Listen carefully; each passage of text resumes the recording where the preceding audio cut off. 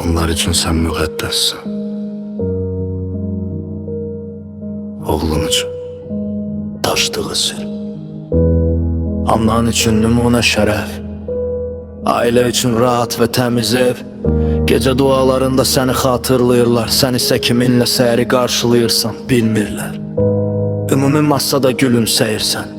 Oğlun isə gözlərini aşağı dikir. O daha çox bilir, nə bilməliydi. Amma susur, çünki səni sevir. Sən ona öyrətmisən heç kimə demə. Səni qorumaq üçün dodaqlarını bağlamışdı. Oğlunu qalxan kimi istifadə etdin. O isə sənin kölgən oldu.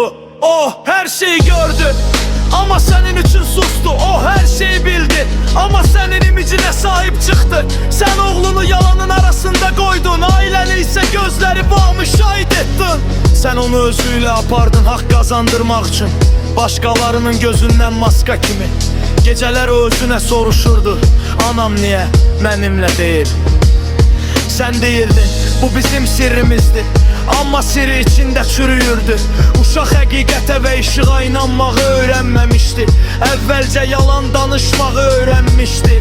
O yad əlləri gördü, qeyri-adi sözləri eşitdi. Hər dəfə ürəyi qışqırdı, amma dodaqları sustu.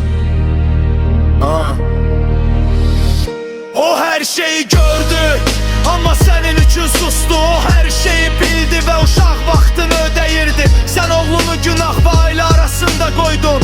Susmaqdan başqa seçim buraxmadın. Mən artıq kiçik deyiləm. Sadəcə istədim ki, sən anam ol.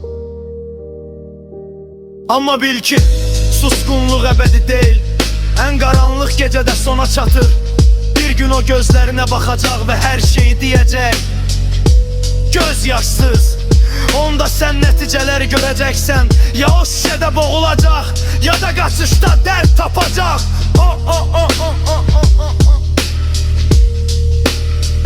Və bəlkə də sadəcə gedəcək. Səni tək buraxaraq bütün həyatı boyu yalanla yaşamış olduğunu göstərəcək. O hər şeyi gördü və həmişə xatırlayacaq. O hər şeyi bildi və uşaqlığını ödəyirdi. Sən xəyanət etmədin həyat yoldaşına. Sən oğluna xəyanət etdin. Qayıt. O hələ səni ana deyə çağırır.